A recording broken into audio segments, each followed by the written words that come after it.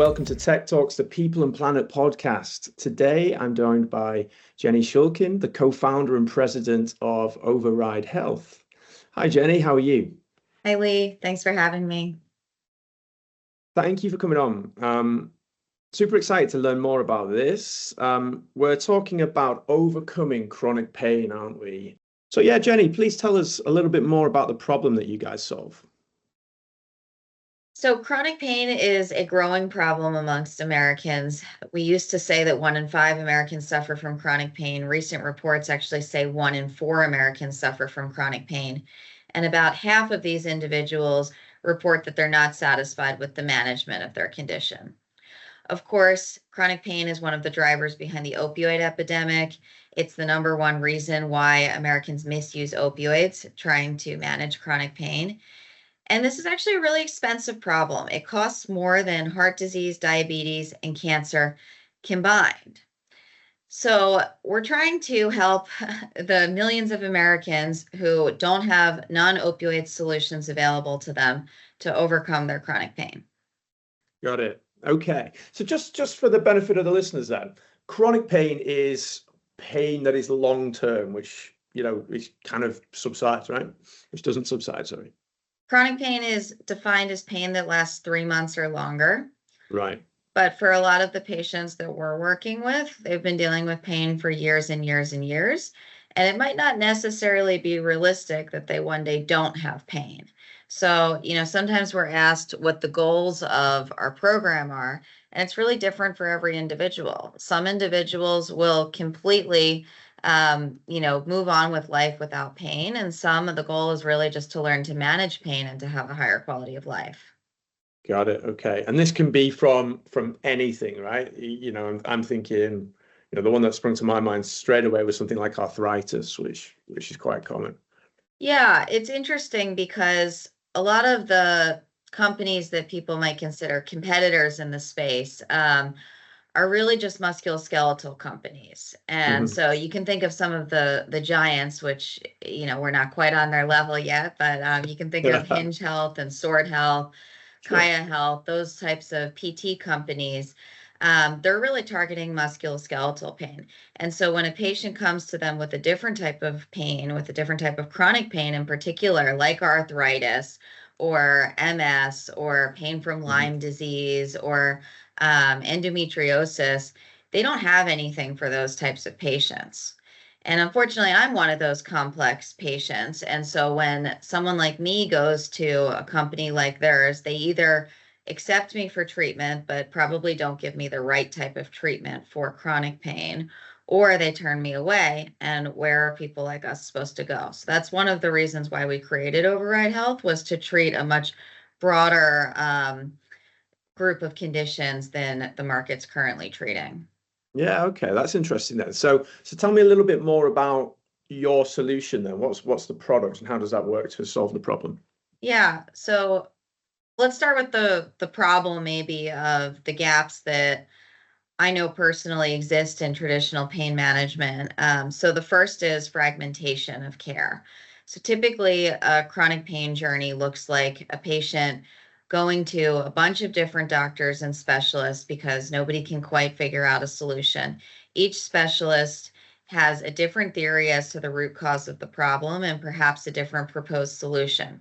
None of these specialists are talking to each other. The surgeon's not talking to the primary care doctor. Neither of them are talking to the physical therapist.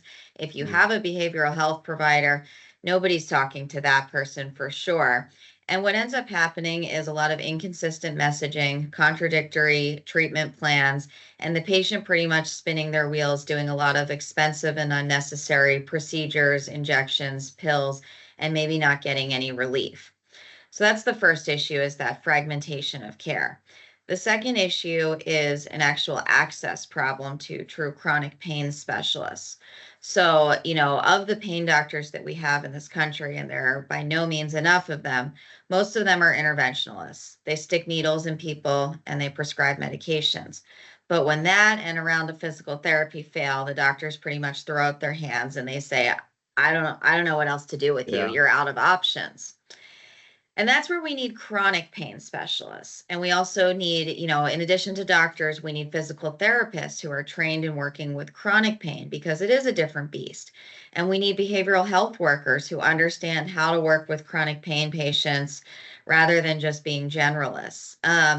So what we've done at Overrun Health to address these two major issues is, first of all, we've created collaborative care teams of pain doctors, chronic pain trained physical therapists, pain psychologists, and certified pain management coaches who all work individually with patients through live video visits. Everything's virtual, but they also work together as a team. So we're streamlining the approach. You can think of it as one-stop shopping.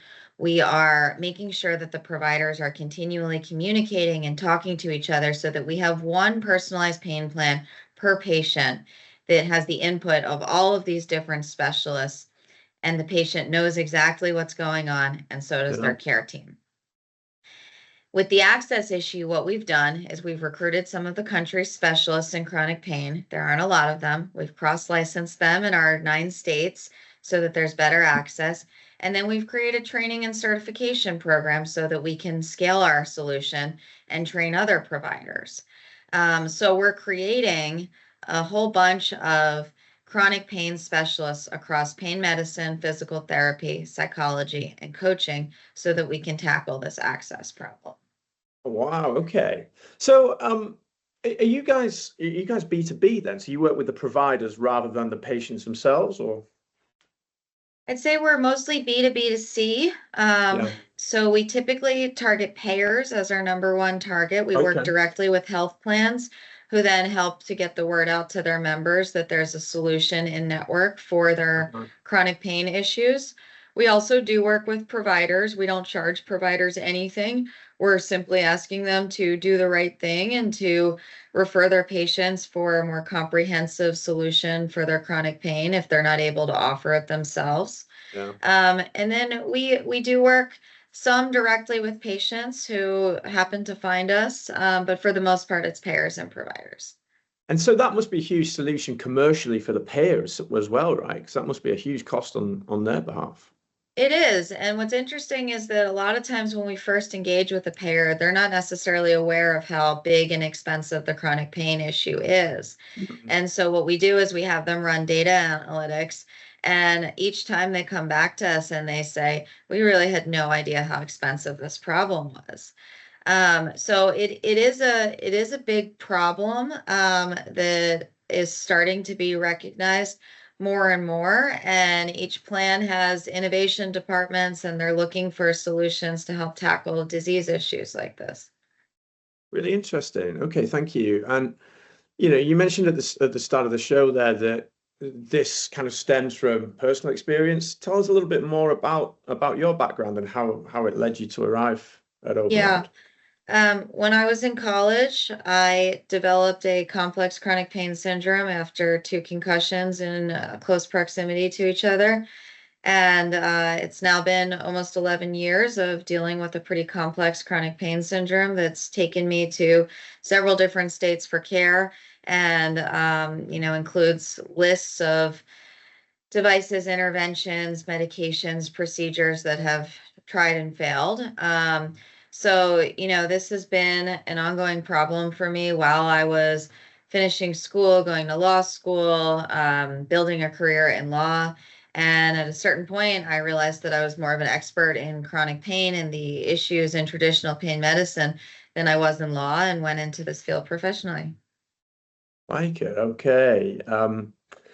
No, and I always like to get this next question in because there's an awful lot of other founders and CEOs that listen to this show. It's rarely plain sailing with startups. Please share with us some of the challenges you've encountered and how you've managed to navigate those. Yeah, I think that there are problems that all startups have. People is always one of the biggest issues, right? I mean, who you have on your team is going to make or break the company's success often. But then there are some more unique challenges. And so, I'd say one of the unique challenges that we've had is, in a lot of ways, our model of care is kind of like the wild, wild west, in the sense that We are doing multiple specialties of care, multiple states, different reimbursement mechanisms. And, even though people think that in COVID, telehealth just became readily available and readily reimbursable, it's actually been quite difficult. The telehealth policy changes over and over. Even in the 3.5 years that we've been running Override Health, it's changed many times. It's continuing to change. Sometimes it's for the better and it helps the business, and sometimes it's for the worst. And, for instance, maybe they tighten restrictions on virtual physical therapy.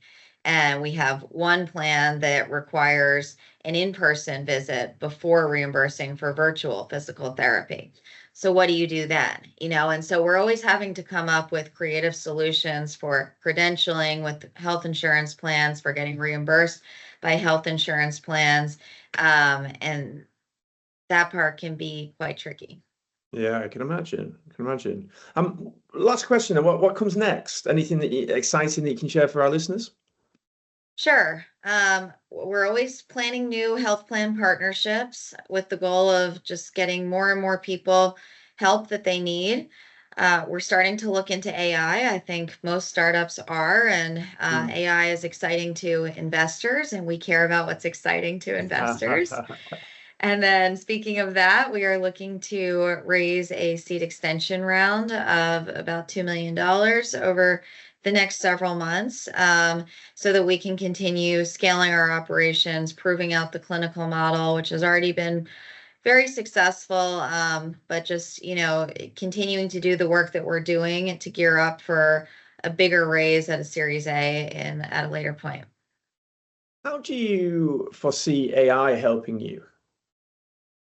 AI can help with operational issues like streamlining the intake collection process. You'd be surprised, especially with virtual companies, how few patients fill out the intake forms because we don't have a front desk that says, I'm not going to take you back to the office until you fill out these forms.